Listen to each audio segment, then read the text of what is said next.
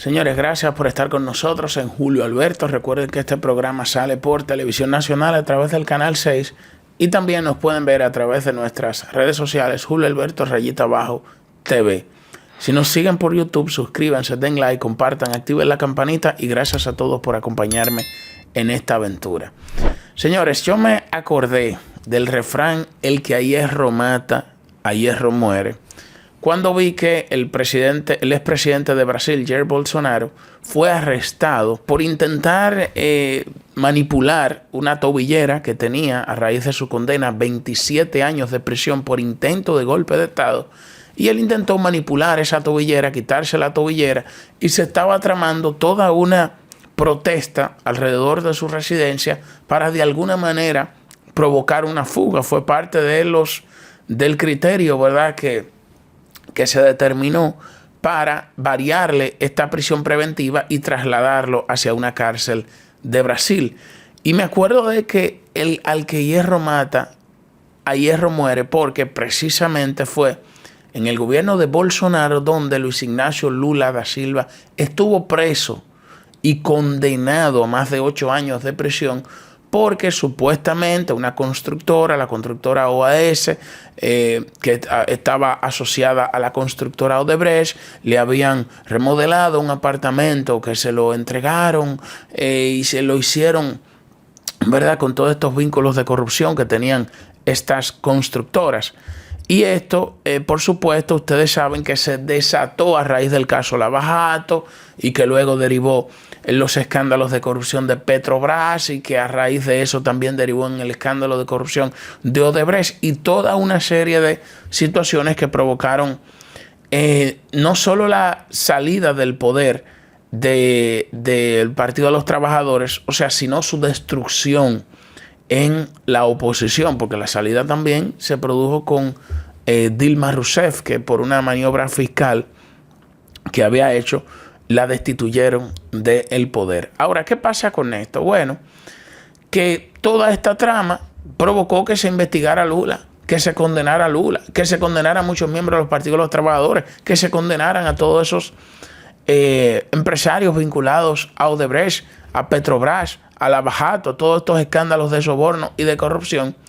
Sin embargo, el juez que organizó todo ese proceso de investigación, que fue el juez Sergio Moro, luego se detectó y se filtró a la prensa de que había dirigido todos esos procesos concomitantemente con los fiscales. Se filtraron unos chats donde él le decía a los fiscales incluso cómo ellos debían proceder, cuando se supone que en un estado democrático y de derechos la justicia tiene que actuar de manera autónoma y el juez solamente tiene que juzgar lo que las partes le presentan. Pero aquí lo que se organizó fue toda una trama precisamente para destruir a Luis Ignacio Lula da Silva y al Partido de los Trabajadores. Y esto, por supuesto, que terminó con una anulación de la condena y prácticamente la mayoría de esas personas que fueron vinculadas a ese caso terminaron absueltas. Ahora, señores, no significa que no pudo haber casos de corrupción.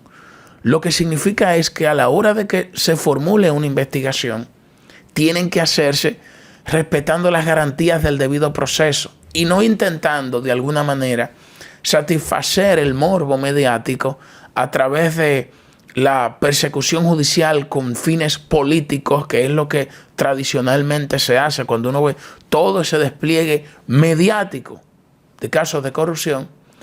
Y lo que se montó fue eso, básicamente. Fue una puesta en escena. Y esto se ha bautizado como el lawfare, que es la persecución política a través de la justicia, que no ha sido un fenómeno propio en Brasil, es un fenómeno que se ha visto en Ecuador, es un fenómeno que se ha visto en Argentina, es un fenómeno que se ha visto con el propio presidente Donald Trump. Con el propio Donald Trump, los demócratas intentaron impedir por la vía judicial lo que no podían frenar por la vía electoral. Y esa es la manipulación perversa de la justicia que nosotros hemos presenciado en los últimos años en América Latina. Y eso se deriva incluso en lo actual, porque a Bolsonaro lo condenaron por un intento de golpe de Estado con las protestas que se escenificaron a raíz de la toma de posesión de Luis Ignacio Lula da Silva. Bolsonaro se resistía a entregar el poder y provocó una serie de manifestaciones a nivel nacional donde fueron sus partidarios a las instituciones a intentar emular de alguna manera lo que ocurrió en el Capitolio de los Estados Unidos con los manifestantes que estuvieron vinculados al presidente Donald Trump, que él mismo se había desligado, ¿verdad?, de que no los incentivó a que fueran a protestar, diríamos, al Capitolio, a destruir como destruyeron las cosas, sino que también hubo una cierta manipulación en ese aspecto. Pero en el caso de Bolsonaro, señores, miren ahora, intentó quitarse una tobillera, ¡pam!, prisión. Bueno, perdón, primero lo condenan, le arman un juicio, lo acusan de intento de golpe de Estado, lo meten 27 años de prisión, le facilitan la domiciliaria, pero entonces ahora ya va para la cárcel. Y esto evidentemente, que lo que significa que el que a hierro mata, a hierro muere. Yo recuerdo, hay una autora que se me escapa en este momento el nombre, que habló sobre el lawfare, que escribió un libro sobre el lawfare, que ella plantea lo que se decía de Lula, por ejemplo, cuando ocurrían los escándalos de corrupción en Brasil. A Lula le aplicaron lo que se denomina el dominio de facto, que eso es que por la posición jerárquica superior que tenía como presidente, entonces tenía conocimiento de todo lo que hacían sus inferiores en la estructura de mando. Usted, como es presidente de Brasil, entonces tiene conocimiento de lo que hacen todos sus funcionarios inferiores. O sea, es de alguna manera, eso sería como intentar jalar por los moños una acusación de corrupción para meterlo preso. Intentaron hacer de todo para meterlo preso. Bueno, lo lograron. Pasó más de 500 días preso. Y resulta que luego entonces fue absuelta su condena. Y en el caso, y todo eso se instrumentó desde el gobierno de Bolsonaro. Y ese es el problema. Por eso Lula salió de ahí, de la cárcel hacia el palacio. Y eso precisamente es lo que nosotros estamos viendo que ha sucedido ahora. Fíjense cómo Bolsonaro sale del palacio, ahora para la cárcel. Porque es una rueda, el ejercicio del poder. Y por eso es que no se pueden relajar todos esos casos ni procesos de corrupción, sino que las investigaciones tienen que ser serias, tienen que ser como manda el librito, tienen que ser precisamente como manda la ley. Ahora, ¿qué pasa? Hubo incluso intentos de que se anulara esa condena y ese juicio a Bolsonaro. De hecho, los Estados Unidos impuso un arancel de 50% a las exportaciones de Brasil hacia los Estados Unidos, y el propio presidente Trump había denominado como una cacería de brujas lo que estaba ocurriendo contra Bolsonaro. Y Trump lo hacía con fundamento porque él fue víctima de eso también. Fue víctima del lawfare. Lo único que él supo cómo instrumentalizarlo. Y que por el momento electoral, entonces, cuando se crea esa efervescencia de política, esa atmósfera favorable al presidente Donald Trump, ya los demócratas no ponían, ni siquiera los jueces podían continuar dándole para adelante a la película. Porque eso hubiese ocasionado una dinamitación del sistema. Pero ahora en el caso de Bolsonaro, estamos hablando de un ex militar de 70 años. 70 años que tiene una condena por 27 años, más 8 años inhabilitado para ejercer cargo público. O sea, es una muerte política decretada, por supuesto. Esto, ¿verdad?, está sujeto a variación futura, pero todo dependerá, ¿verdad?, de cómo los abogados continúen instrumentando y defendiendo, defendiéndolo, ¿verdad?, de esta condena. Pero esto, señores, encierra una lección política profunda en América Latina. Miren esa esa foto es emblemática. Esa foto es emblemática. Y yo creo que esto tiene que servir como lección. Y nosotros ver cómo la justicia se instrumentaliza. Porque aquí puede haber de todo. Pero le están dando una cucharada de su propia medicina. Y ese es el peligro del ejercicio del poder, que es una rueda. Que hoy los fiscales favorecen a uno y mañana los fiscales favorecen a otro. Por eso es que la actividad política no se puede criminalizar. Yo estoy en contra de la criminalización de la actividad política.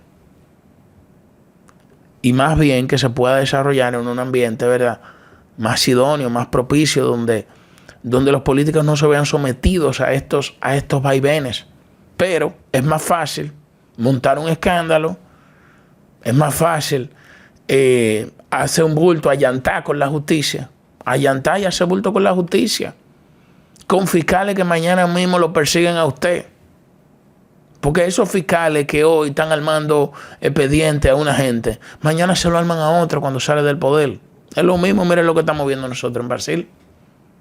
Miren lo que estamos viendo nosotros en Brasil.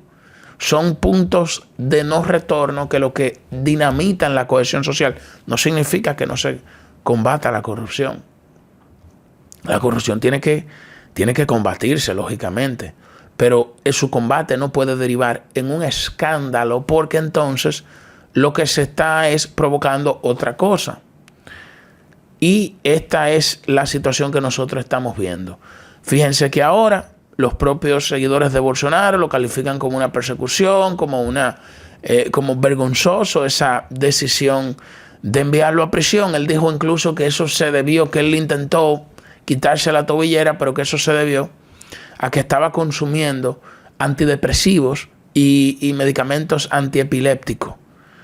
Y bueno, y esa mezcla parece que produjo un efecto, ¿verdad? Se sustenta él, los puso a alucinar, y él intentó, parece, quitarse esa tobillera. Entonces ahora tendrá que enfrentar la cárcel. Esto no me alegra, yo no creo en que esto tiene que pasarle, o sea, a nadie, siempre y cuando no hayan cometido delitos. ¿Tú entiendes? Pero yo creo que el problema de la persecución judicial es que es una rueda, es un monstruo. Es un monstruo, como dice Buenaventura de Sousa Santos. Son monstruos que se aposentan en el corazón de las instituciones, que terminan destruyéndolo y comiéndoselo todo. Es un monstruo que se traga todo lo que sale de una institución. Y eso es lo que nosotros estamos viendo en Brasil. Pero eso fue lo que vimos que le pasó a Lula. Entonces, es difícil por aquello que decía Lilith del tigre, de que el poder es como un tigre que si tú te bajas te come. Eso que te come es precisamente el monstruo que se alimenta constantemente y que el que lo alimenta no cree que mañana se lo va a comer. Y termina entonces pasando lo que acaba de ocurrir con Bolsonaro. Una vez expresidente, entonces enfrenta acusaciones judiciales. Esa es la experiencia que nos brinda América Latina. Gracias, señores. Hasta la próxima.